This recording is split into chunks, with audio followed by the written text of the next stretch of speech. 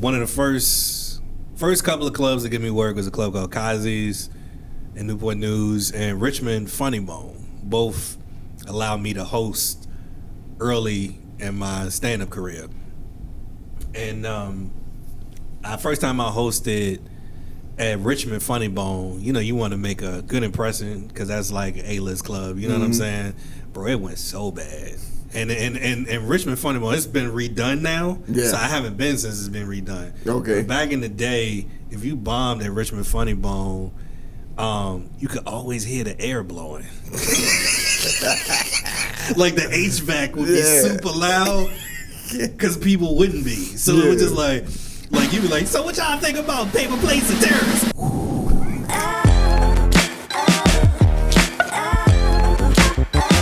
Thank you for tuning in to the Jokeaday podcast. My name is Lionel Harris, comedian, writer, occasional actor, and some other things. This podcast is a special episode because we should have did this from the beginning, but comedians can be counterproductive or counterintuitive, might be the word here. And we didn't realize it till we started going, and we probably should tell people who we are and why they should care about this podcast. So we're going to begin with my co-hosts. Why don't you tell them who you are, man? Yeah, that's you. Talk to y'all over here. Yeah. My name is David Griffin. Professional father. Amateur comedian. I'm just squirrel in this world trying to get a nut. Oh, man. That's who you are. Wait, let's keep it real. Yeah, just keep it real out here. We trying to, we just trying to talk at y'all. Hope y'all enjoy it. Give y'all some comedic perspective on things. I don't know what else you want to know about me. Well, we get into that. I'm aggressively handsome. Yeah, you should fall back. It's too much aggression. I feel it. Aggressively handsome. Yeah. I said that. Yeah. So we can win back the LGBT community who we lost on the last episode. Yeah. All because of Chick-fil-A. Yeah. Chick-fil-A it's folk. terrible. What made you decide to get into comedy? Why did you what made me decide to get it? Well, it was mostly because I was handsome enough that I didn't have a good work ethic. Okay. You know what I'm saying? I could skate by all my looks. Yeah. And by charm, right? Yeah. But I got to a point where that didn't work. So I had to find something else. It's like that transition from high school to college. Yeah, you can't have the same study habits. It's like going from being like like Michael Jordan when he retired. You know what I'm saying? You got to transition into something new. Mm-hmm. Because you was great for so long, and then you got to figure out, okay, what other talents do I have that could be useful? Yeah, once you had that 45 on your back, that's what you saying. Right, once your jersey ain't say 23 no more. Exactly. Yeah, I got you. Exactly, but nah, it was a typical, funny kid, always inappropriate, always being funny in moments you supposed to be serious, and I would always lighten the load of the room, take the tension out of the room with jokes. Yeah. Always being funny in crowds. Never, I hate one-on-one situations. That's not, I don't like, unless I know you. I'm not the type person to have one-on, but in front of a crowd of people, that's when I'm the most comfortable in a crowd full of strangers. When did you first know you was funny? I think it was pretty early on. I knew I was funny to, groups of people that I didn't know probably when I started elementary school, because that was that's one of the first experiences you have with kids that you don't know. You trying to adjust and learn how to be in a new environment, and humor was my way in with other kids. But I come from my family funny. I got a bunch of funny people in my family, so it was kind of that was just the way that we were around each other. But I didn't realize how well that translated to strangers. People outside thought we was hilarious. Right. You know what I'm saying? But we just thought we was just being normal. I realized that wasn't the norm. It was for y'all. Right, yeah. You know what I'm saying? Like, yeah.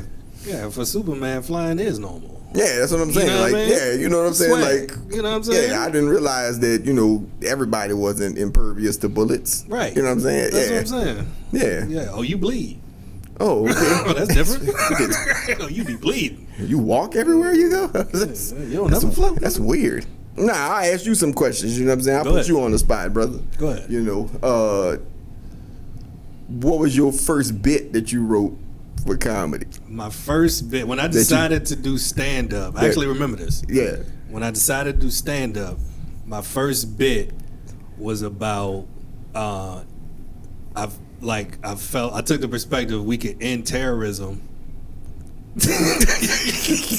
We could end terrorism by, what was it? It was either, I think it was by giving terrorists paper plates. It was something stupid. It was real, like, it was paper plates. It was something to that effect. Because it was like, I was saying, basically, it was the perspective of like if terrorists had roommates. How was that? I don't even remember. I just remember it was paper plates and terrorism. And it was like, basically, they would get pissed at each other over like random stuff of living together or whatever, and then just take each other out. It was something stupid like that. But that was the first like bit I remember writing. Yeah. When I was like, I'm gonna do this stand-up thing, but it was so random. Yeah, that's the way my mind worked. Bro. My mind is super random. Still go ahead, terrorism. Paper plate diplomacy. That's what I think I called the joke. Paper plate diplomacy. It was like, okay. That's how we. Yeah, that's how we saw. Yeah. I was on some other stuff, bro. I think I could have. I think if I would have popped earlier, like if I was, because I was a kid when it came out. Yeah. I think I probably would have like. Even I didn't watch it. I think I could have wrote for a show like Seinfeld or something like that. Because my mind is kind of just random. Like random. That's crazy. That's funny. Yeah. So what's weird about me is like I've heard the comparison like white people have the freedom to write more observational humor because they don't got to deal with racism and things like that. But my mind just be going a mile a minute because I'm writing both. I'm writing observations and you know what I'm saying? Yeah. Observations about racism. That's a lot of my earlier jokes was like the man who invented racism was doing laundry. Because as soon as he separated the whites from the colors, he was like, aha. Yeah. All my jokes was like random stuff like that. So it was observation mixed in with like, I don't know. Because typically, if you mix back then, if you mix the colors and the white, you would ruin. You ruin your whites. The master race. The master. You got to keep it pure, bro. You put that red sock in with your white shirts. Yeah, then people think you celebrating breast cancer awareness. You know what I'm saying? Exactly. You extra you know pink. What I'm saying? Either that or you New York blood. Because they was wearing pink in the 91 Dipset now. They wearing pink. Oh yeah. All right. So I'm gonna fire one back at you. What thing? Either are you really good at it? Did you enjoy? But it's like your secret shame. Like you wouldn't let nobody know it when you was younger. Yeah. And you maybe as an adult you still don't let people know. Like this, like something that you really like. This like, I guess it appeals to you, or that is like you're really good at or something. Oh, that's a good question. Something that I'm secretly ashamed. Like you couldn't let people know when you was younger. Maybe you grew and you are now, or maybe you not now, but you couldn't let people know when you was young because it wasn't cool that you was either you was into it or you really good at it.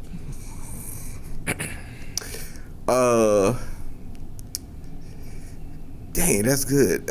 Something I was really, really into when I was young, but I couldn't let nobody. I'll say this, okay. All right. I was into gospel music, and I didn't listen to rap. So that was kind of like a secret shit, because I couldn't go to school and talk about the last John P. Key. Right. What I'm saying?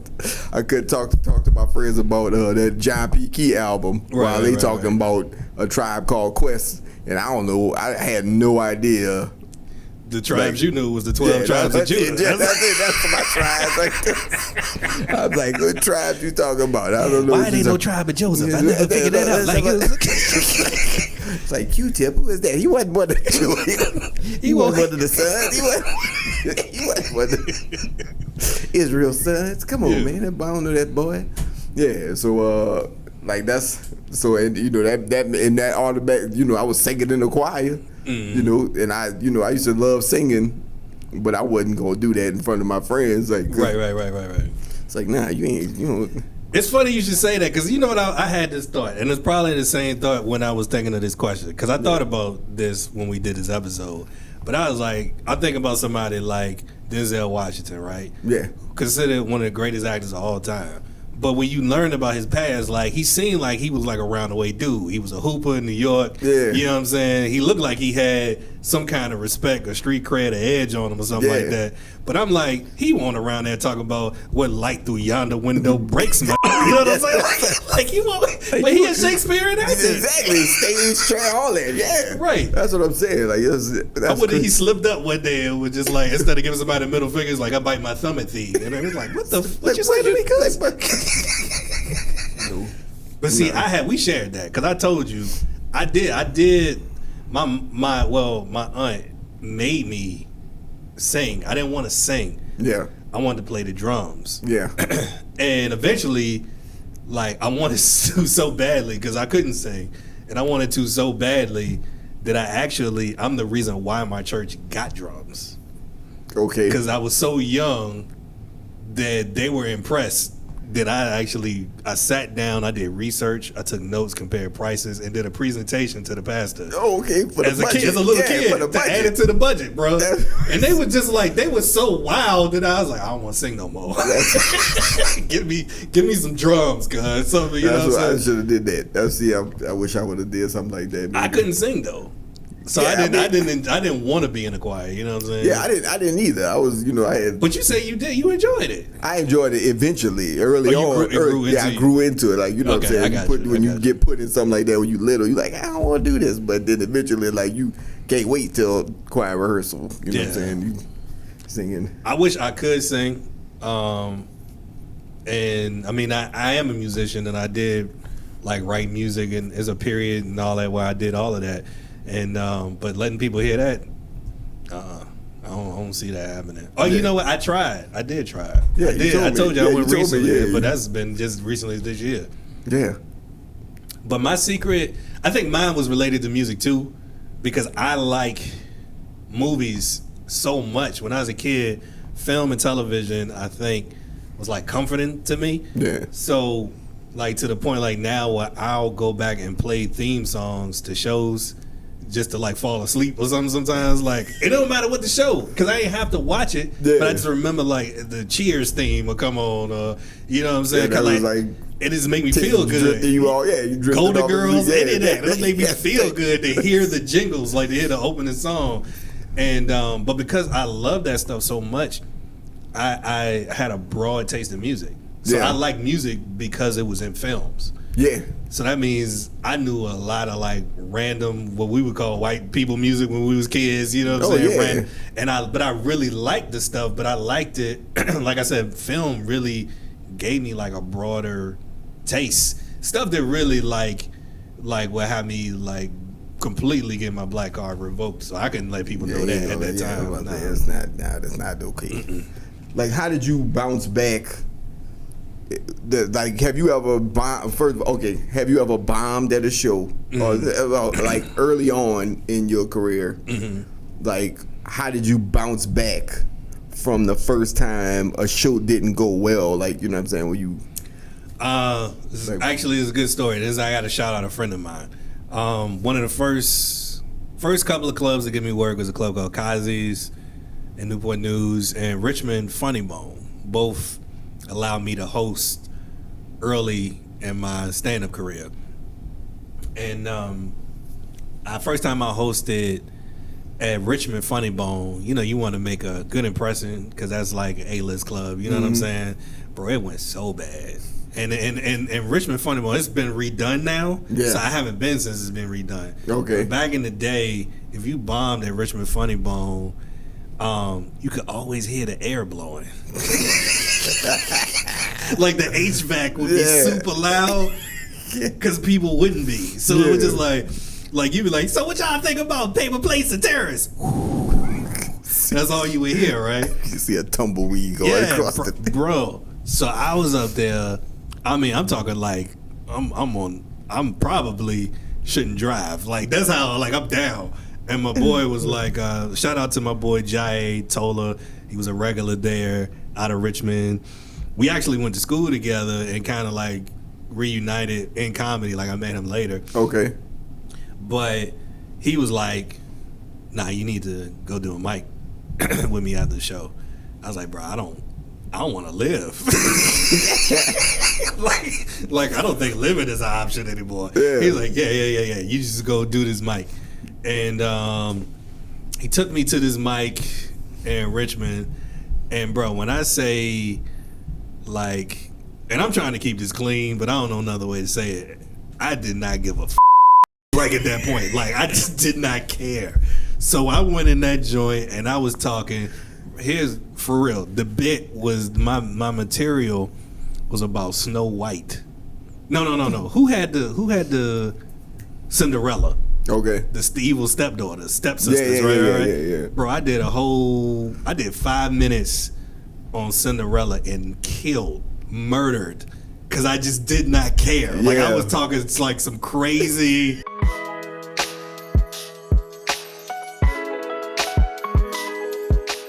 Her missing her dad made her standards get set low, right? Because, all right, girls, two young ladies and young ladies over here, if a man wants to date you and his name is Prince Charming, he's a pimp, okay? I want you to understand that. I want you to understand. This profile asks you if you like taking long walks on the block or clapping dollars. Don't date Prince Charming. Don't ask me why. I know that's right. Like I said, my mind is all over the place. Yeah. But yeah, and then bro, it was something like some of my greatest comedic moments have been when I was at my lowest.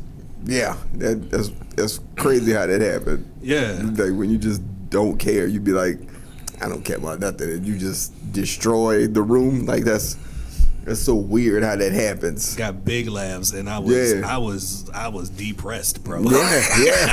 I was not okay. It's almost like depression is a necessary component. It's the magic ingredient, comedy. Bro. Yeah. It's like it's miracle grow for comedy, bro.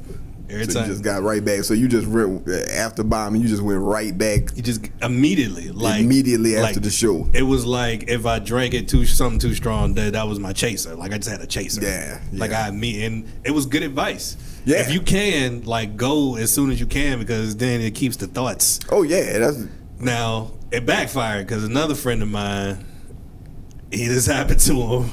I took him with me to Kazi's. And his set ain't go the way he wanted to. I was like, yeah, you gotta come. And I took him to another mic, Tap House, which I think is where I met you. Okay. At Tap House. Yeah. And it also didn't go well. And I was like, oh, what happened to the Miyagi wax on, wax off moment with me? Like, both hurt. Yeah, that's funny. That's always been my method, too. Like, if I bomb, I'm going somewhere immediately. Like, you know what I'm saying? I need to go find, even if it's like, if I can't get there the same night, I'm going as soon as possible to another mic or another show or something to try to. It helps. Like, it's a cleanse. Yeah, it's like you gotta like purify yourself in the waters of a good sex. Honestly, that's how I feel about like when you do multiple mics in a night.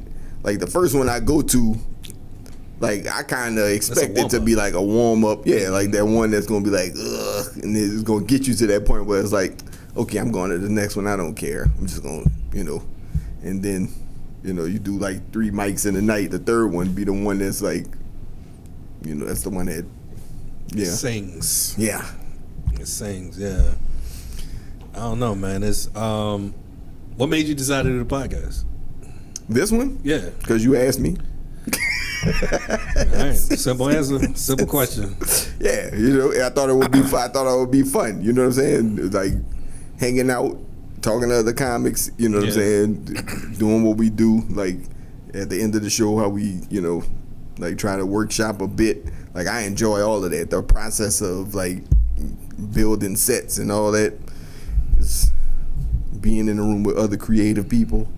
I think meeting you was the first, was one of the more collaborative things, and I volunteered. Like, the thing about me, like, I'm okay to collaborate, but when people, like, I'm a hard worker, and if people ain't on the same wave with me, then it angers me. So actually, that's what it does, bro. Which is why I'm doing stand up, because I'm a filmmaker. Yeah, I told you how much I love film and movies. Right. But I got tired of trying to organize crews. Like, we set this thing up alone. I ain't got no crew, and I got tired of like people flaking and everything and having excuses, and I just like, that's why I'm doing improv. Yeah, I'm too selfish at this point, bro. I'm tired of like asking other people like, be good too. Well, like, I don't do improv because I don't want nobody making me kiss somebody that I don't want. Yeah, that happens. Because I see that happen a lot in improv. It does happen, right? It's like, oh, my butt. Yeah, I think I need a kiss here. Yeah. You know what I'm saying? And you got a yes and yes, you do. And you know what I'm saying? It's like, nah, bro, I can't do that. I'm sorry. Yeah, I need more control. It's control. Like I can't, because I can't. You know, I don't want unpredictable partners. Right. You know, that was. But I think it was definitely a difference in my writing once I started. Like, we intentionally tried to write, and we did this thing. And comedians, if you haven't tried this, we did this thing where we intentionally wrote on the same joke every day for like 7 days. We just kept doing we did for like at least a week. Yeah, and just doing that, you trim the fat so much faster as opposed to just going to different joke. Like, if you keep writing on the same thing and you got somebody else holding you accountable, it was a good exercise. Yeah. And I noticed the difference in my writing. I got some really good bits out of doing that. Yeah. So thank you for that. I give you credit what credit is due for that. That was that was us, the collaborative thing. And I'm not like I said, that's what I'm saying. Look, I'm trying to find ways to stretch myself and you know, get out of the same, because you know, you can fall into the same routine of writing, and then your stuff is like, to me, my stuff, you know, started to feel stale. So I was like, man, I need somebody else that I feel like can challenge me, you know, to do something better. It's like we can push each other. I mean, because, you know, iron sharpening iron. Right. Gotta push you. I push you. You push me. Hold me accountable. Let's, you know, build on these bits. Yeah, I got the whole section in my. Yeah, you got 3 years of jokes. I told you about that. You just need to just run an open mic and you all 25 people on the list. Yeah, that's what you need to do. Yeah. But all right, in closing, I'll say this: is there something you want to say? Nah. Okay. In closing, I say this. This is why I decided to do this podcast, and I'm going to keep it all the way real with everybody. If anybody's listening, this is real right here. This is what I've learned about the comedy business. Either you gain a following through social media and you don't know how to do stand-up, but you got, like, you're selling out clubs and you have to learn on the spot how to do it. If that's what you want to do, because you got to figure out something to capitalize on your following. Or you learn stand-up, and then on the back end, you have to learn how to create a following. And I'm in the latter.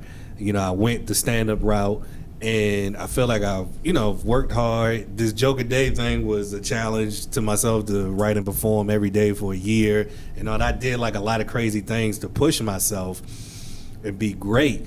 But it's like, it doesn't matter if you can't put butts in seats. So I started this podcast to put butts in seats. I was like, hopefully if I do this and it take off, then I can do too. I don't gotta be out here selling, like, I don't need 1 million followers. I just need faithful thousands. Even faithful hundreds. Yeah. Like, if it's 1,000 followers, but all 1,000 of them buying tickets, then yeah, I'm good. I don't need I just want to be able to do what I love to do, and have it actually not be feeling like I'm putting it out into a vacuum. So that's why I'm out here. I ain't trying to say, you know, fanfare and nothing, no wolf tickets or nothing crazy. I'm trying to get people to come to a show.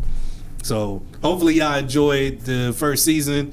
Your response is going to be contingent upon whether we do a season 2. If we get numbers, if people act like they're interested, we'll keep taping. Yeah. And I just did people around the way in the scene now, but I'll get people on the road. I'll get bigger names. I'll do all of that. But right now, I need this to get some traction. So that's it. Yeah. Like and subscribe and follow and all of those things that people usually ask you to do at the beginning of these videos. We do it. I probably should. Yeah, they say you're supposed to record a hook. But Yeah. I like today, we're going to have fun, but if you want to find out how to cure cancer, stay tuned. You know what I'm saying? Yeah, you gotta do something that'll like be that. later in the video. Yeah, you stay tuned and you Show you we how to give you the secrets to comedy. How to all write of them. 60 minutes of jokes in 2 days. But tell people where to find you on socials, man. DavidGriffinComedy.com is the website. Link to all my social media is on there. Coffee and Beignets is the podcast I do with my wife. Where we talk and we say things and we be funny and we say more stuff than that. That's how we do it. So you can find me at LionelHarris.com, my namesake. There's links to all the social at Jokeaday Podcast. I made a TikTok and deleted it the same hour.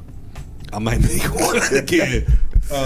But right now on the socials at Jokeaday Podcast, LionelHarris.com, you can find the links, shows, all that. We appreciate y'all. Thank you. Hopefully we'll see you again for season 2. Bye.